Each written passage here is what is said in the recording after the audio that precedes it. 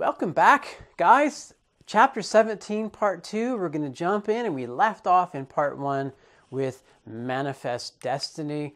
And we're going to come back to this idea of the Compromise of 1850, because this changes how Americans think about slavery in the North. So, Compromise of 1850. Now, we did talk about that a little bit, but I want you now to take a moment. I'm not going to read this slide to you because we've covered some of these things in the last section.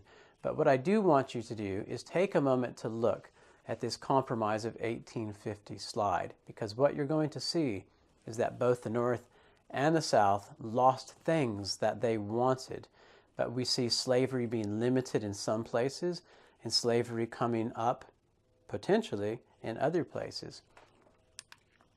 And that next slide is a map of 1850, what America looks like. And we saw that also in the last section of this chapter. And so just want to review this and have you kind of put this map inside your mind and don't lose it. The next slide, slavery comes north. And this is really important because part of the Compromise of 1850, which you saw from 2 slides back, is that there is a new law that forces people in the North to help return slaves that have run away. Now remember, there's no slaves in the North, and people in the North are against slavery. But because they don't see it every day, it doesn't really matter to them. And so this new law says that if you see or if you know of a slave that has run away and you don't help, you could be made to pay money. You could be given a fine.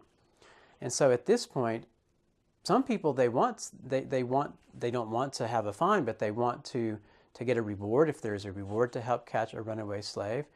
And so the North becomes, in one person's phrase, one vast or large hunting ground. The North has become a place to come and hunt for slaves. And so Northerners now realize that slavery is a really big problem, not just a problem in the South. And some people, this is an advertisement on the next slide that was found in Boston. And it says, "Caution, colored people of Boston. Look out, because kidnappers and slave catchers are out there. Be careful, don't get caught." So people in the North, they wanted to help the slaves after the Fugitive Slave Law was passed in 1850. The next slide is just a picture of the Bill of Rights. And so there was a lot of discussion in the 1850s about whether or not the government, the federal government, the United States Congress, had the power. Do they have the authority, according to the Constitution, to limit slavery?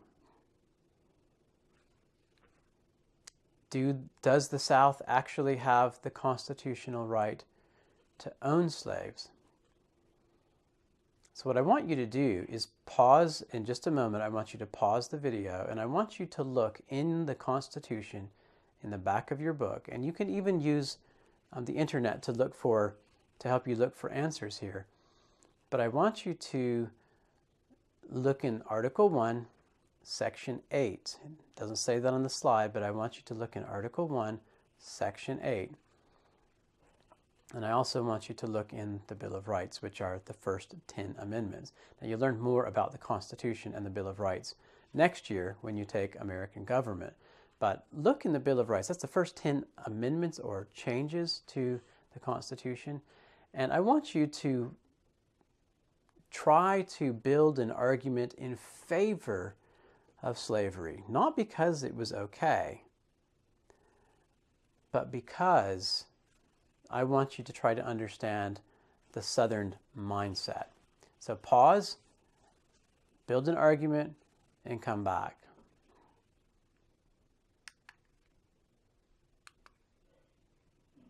Okay, welcome back. So one of the things that you probably should be looking at is the 10th Amendment in the Bill of Rights. And the 10th Amendment says that if there's nothing in the Constitution about slavery or anything, then the power to make laws on that thing, in this example, slavery, belonged to the states, not the federal government.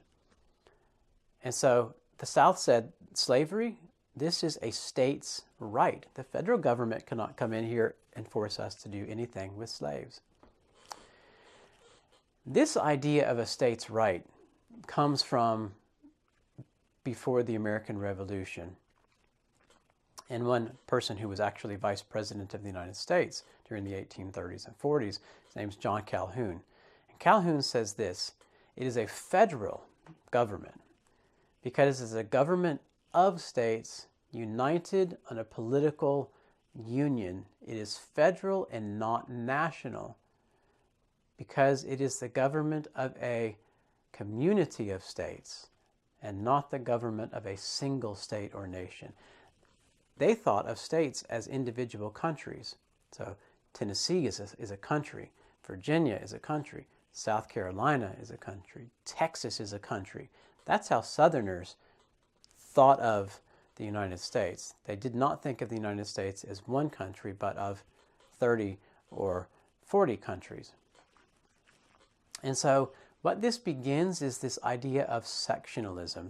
The United States is broken into sections, that the North is one section, the West is another section, the South is another section. And so this, after the Compromise of 1850, things begin to kind of go downhill for the United States with regards to union because of slavery. So we have the Fugitive Slave Act that begins this in sectionalism. We're looking at the next slide now. There's slave and free states, and this problem is now more prominent or more obvious than ever.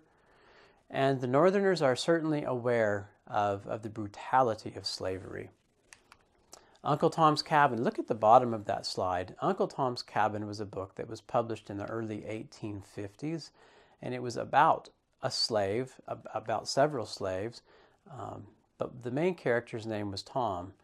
And Tom, as a slave, was sold from one master to another master. He lost his friends, and he ends up at the end of the book. Well, I don't want to tell you what happens at the end of the book because you might be reading this book for this class. You're going to have a choice of reading a couple of books, and this is a really good book to read, Uncle Tom's Cabin. So looking at the next slide, states' rights versus slavery issues. Now, remember, manifest destiny, right? Manifest destiny. We're pushing west. Every single time a new block of territory was created or added, every single time, we continue the march toward civil war. So looking at this 3/5 compromise in the Constitution, where you can count the slaves as people, but you only count 3 out of 5 as people. The other 2 are not anything, but 3 are people. And this was for representation in Congress, and you'll talk more about that in American government. The Missouri Compromise, which we talked about in the last section of this chapter. The Wilmot Proviso also failed in 1846, 47, and 48, and that was to ban slavery in all new territories, and the South, of course, was against that.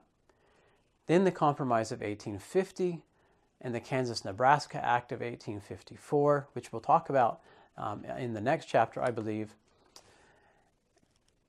And then on the next slide, we see, again, slavery, the Fugitive Slave Act, Uncle Tom's Cabin is published, Dred Scott decision. And the Dred Scott decision in 1857, a slave is traveling with his owner, and his owner dies, and he's in a free territory, and he says that he needs to be free because his owner has died. And this court case goes all the way to the highest court in the United States, called the United States Supreme Court. And the Supreme Court decides that Dred Scott is not even a person. And because he's not a person, he cannot even be at court. One of the worst decisions that the Supreme Court has ever made, and there are a couple of other ones as well. One we talk about in 1896, also having to do with African Americans. And so this chapter is really about, this section particularly, is about kind of this sectionalism and the compromise of 1850 and the march toward war from 1850 to 1861. And soon we're going to be talking about war when we get into chapter 18 next time around. So thanks for hanging in there, guys, and we'll see you chapter 18 next week. All right, bye-bye. Have a good one.